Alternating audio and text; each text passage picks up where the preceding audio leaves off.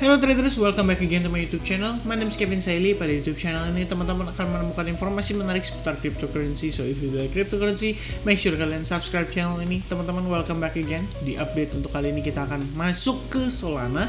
Jadi tentu saja di sini setelah Zilliqa, Cardano harusnya kita update-nya memang di Solana ya teman-teman. Ya, terakhir di sini Solana. Cuma sayang sekali karena kita ngelihat kemarin ada beberapa opportunity, ya kita update dulu opportunity itu, seperti si Shiba, kemudian ada Ripple, tadi siang juga kita baru belikan update-nya. Jadi untuk kesempatan kali ini, izinkan saya menyampaikan pendapat tentang pergerakan daripada Solana. Hopefully this video can be very helpful teman-teman. So make sure kalau misalnya kalian nonton video ini dan merasa video ini sangat membantu, make sure give your thumbs up. Alright, so langsung aja kita masuk ke dalam update analysis untuk Solana. Nah teman-teman, Solana sebelumnya ini kan terakhir kita sempat bahas ya, terbentuk semacam falling wedge pattern, dan kita udah berhasil breakout dari falling wedge pattern tersebut. Nah sementara ini teman-teman, sederhananya kita lihat ini adalah potensi higher high higher low sequence. Kalau misalkan kita gunakan elite wave theory sendiri, sebetulnya ini adalah wave 1, wave 2, wave 3, dan potentially kita sedang di wave 4 teman-teman, sebelum akhirnya kita confirm menuju wave 5. Namun ini ada pertimbangan dari saya ya, karena saya pikir ini secara keseluruhan kita bisa aja berada di dalam major corrective wave, which means harusnya di sini ABC ya, wave A, habis itu wave B, and then potentially wave C teman-teman. Baru kemudian kita meneruskan lagi rally yang sangat signifikan.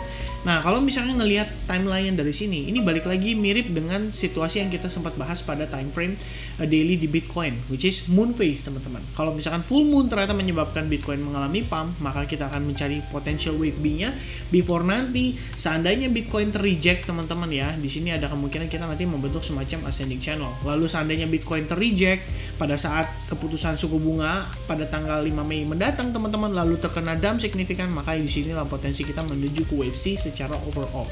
Tapi balik lagi, ini bukanlah sebuah prediksi, ini hanyalah sebuah analisis menggunakan elite wave theory. Saya pribadi melihat ada potensi kita mengarah ke situ, jadi tetap harus waspada ya teman-teman. Nah untuk saat ini saya akan ubah menjadi new skill aja biar lebih enak lihatnya.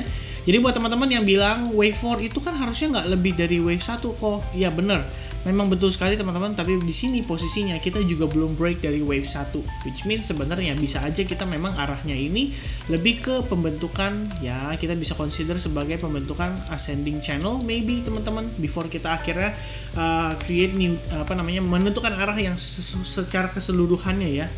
Kita bilang seperti itu. Nah next, saya juga memunculkan Fibo 61,8%, dan saat ini posisi kita ini kalau saya bisa katakan kita tertahan pada kisaran Fibo 61,8% nya teman-teman. Jadi untuk 38,2% akan saya hilangkan, dan berdasarkan retracementnya kita lihat masih ada potensi untuk si Bitcoin sendiri masih bisa, si Solana sendiri masih bisa terrebound, mengingat situasi yang tadi kita bahas pada Bitcoin teman-teman. Nah kalau misalkan berdasarkan elite wave theory sendiri ya, kita berbicara di sini untuk wave 1-nya misalkan teman-teman. Memang sih secara potensial target di 61,8% sampai 78% itu berada di 40% loh teman-teman. Which means kalau misalkan kita lihat dari wave 3-nya di sini 61,8% atau menjadi tahanan area ini adalah secara probabilitas ya adalah di kisaran angka 40%, which means cukup sering terjadi. Apalagi kita ngomongin market cryptocurrency itu kan sangat volatile.